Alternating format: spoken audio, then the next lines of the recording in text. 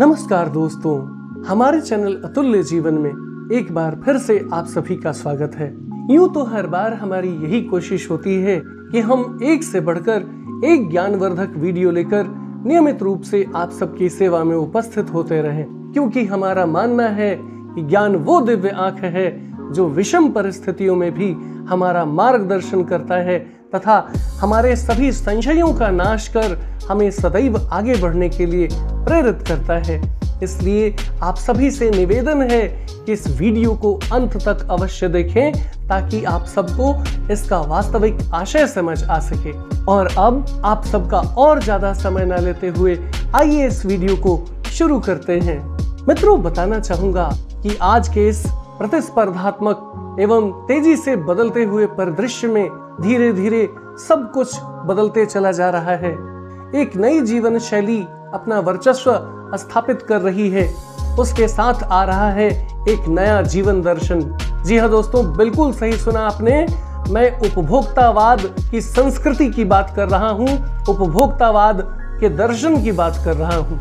आज के इस भौतिक युग में सुख की परिभाषा ही बदल गई है। केवल भोग और उपभोग ही सुख है। एक सूक्ष्म बदलाव आया है।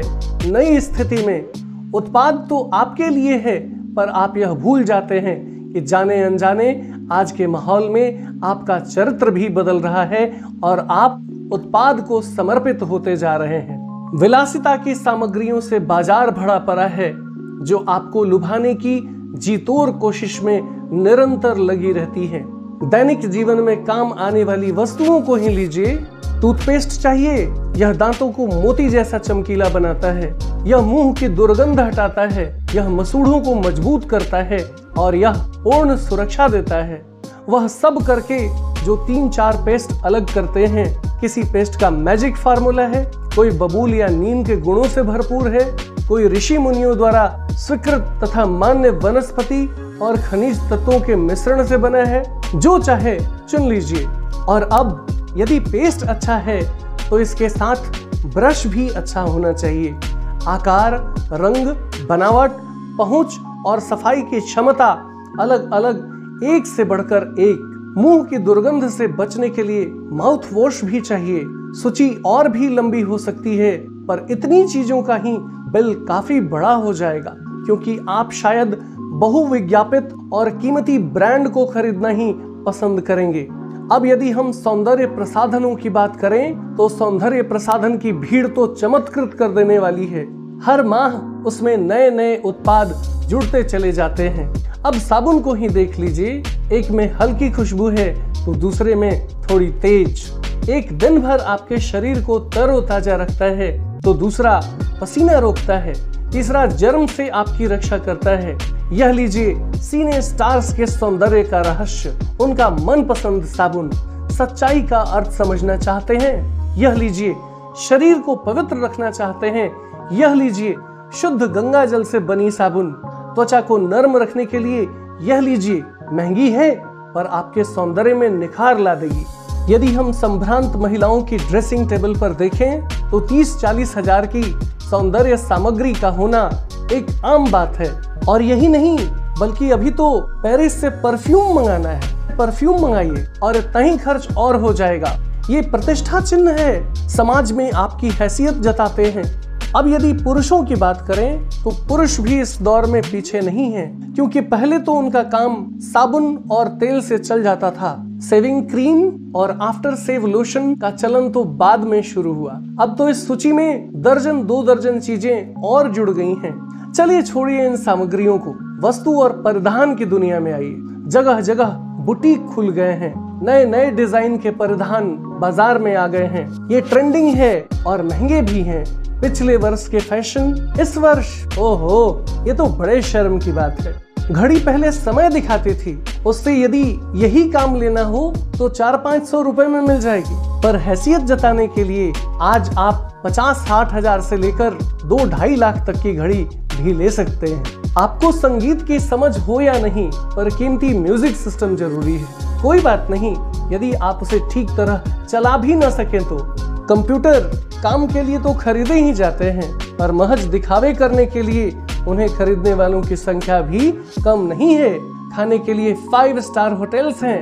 वहां तो अब विवाह भी होने लगा है। बीमार पड़ने पर 5 स्टार हॉस्पिटल्स में आइए। सुख सुविधाओं और अच्छे इलाज के लिए अतिरिक्त यह अनुभव काफी समय तक चर्चा का विषय भी रहेगा। पढ़ाई के लिए 5 स्टार पब्लिक स्कूल्स हैं। शीघ्र ही शायद कॉलेज और यूनिवर्सिटी भी 5 स्टार हो जाए। भारत में तो यह स्थिति अभी नहीं आई है, पर यदि हम अमेरिका और यूरोप के कुछ देशों की बात करें तो वहां पर इस प्रकार की सुविधाएं आम हैं। आप मरने के पहले ही अपने अंतिम संस्कार और अनंत विश्राम का प्रबंध भी कर सकते हैं। आपकी कब्र के आसपास सदा हरी घास होगी, मन चाहे फूल होंगे, चाहे तो आप वहां फव्वारे भी लगवा सकते हैं और मंद ध्वनि में निरंतर संगीत की भी व्यवस्था कर सकते हैं। कल भारत में भी यह संभव हो सकता है। अमेरिका में आज जो हो रहा है, कल वह भारत में भी आ सकता है। प्रतिष्ठा के अनेक रूप होते हैं, चाहे वे हास्यास्पद ही क्यों न हो। यह है एक छोटी सी झलक उपभोक्तावादी समाज की। हालांकि यह विशिष्ट जन का समाज है, पर सामान्य जन भी इसे ललचाई निगाहों से देखते हैं। उनकी दृष्टि में एक विज्ञापन की भाषा में यही राइट चॉइस है। आइए अब विषय के गंभीर पक्ष की ओर चलते हैं। आखिर इस उपभोक्तावाद संस्कृति का विकास भारत में क्यों हो रहा है? सामंती संस्कृति के तत्व भारत में पहले भी रहे हैं। उपभोक्तावाद इस संस्कृति से जुड़ रहा है।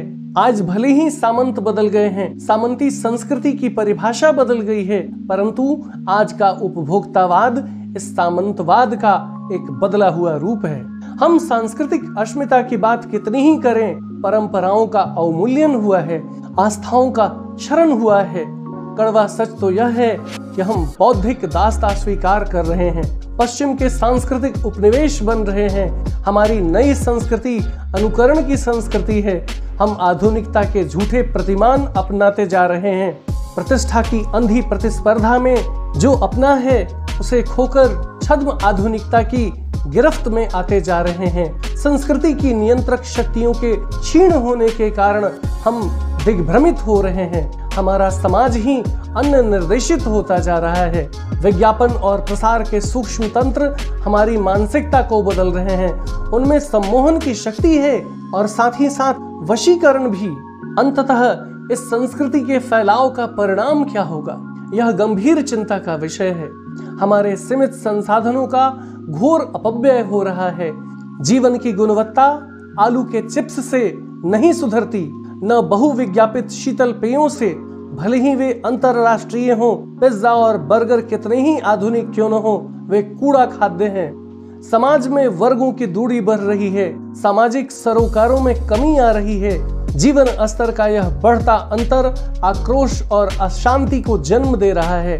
जैसे जैसे दिखावे की यह संस्कृति फैलेगी, समाज अशांति की ओर बढ़ेगा। हमारी संस्कृति अस्मिता का ह्रास तो हो ही रहा है। हम लक्ष्य भ्रम से भी पीड़ित हैं। विकास के विराट उद्देश्य पीछे हट रहे हैं। हम झूठी तुष्टि के तात्कालिक लक्ष्यों का पीछा कर रहे हैं। मर्यादाएं टूट रही हैं, नैतिक मानदंड ढीले पड़ रहे हैं। व्यक्ति केंद्रिकता बढ़ रही है, स्वार्थ परमार्थ पर हावी हो रहा है। भोग की आकांक्षाएं आसमान को छू रही हैं। अब सवाल यह है कि आखिर किस बिंदु पर जाकर रुकेगी यह दौड़। इस संदर्भ में महात्मा गांधी ने कहा था, हम स्वस्थ सांस्कृतिक प्रभावों के लिए अपने घरों के दरवाजे खिड़कियां खुले रखें, पर अपनी बुनियाद पर कायम रहें। मित्रों, बताना चाहूंगा कि उपभोक्तावाद की संस्कृति हमारे सामाजिक नींव को ही हिला रही है और यह एक बहुत बड़ा खतरा है। भविष्य के लिए यह एक बहुत बड़ी चुनौती है। और अब इस वीडियो में इतना ही। यदि आप सबको हमारा यह वीडियो अच्छा लगा हो तो प्लीज इसे लाइक करें और ज्यादा से ज्यादा शेयर करें, ताकि हमारा मनोबल इसी प्रकार बढ़ता रहे और हम एक से बढ़कर एक ज्ञानवर्धक वीडियो लेकर नियमित रूप से आप सबकी सेवा में उपस्थित होते रहें। और तब तक के लिए बने रहें हमारे चैनल अतुल्य जीवन पर।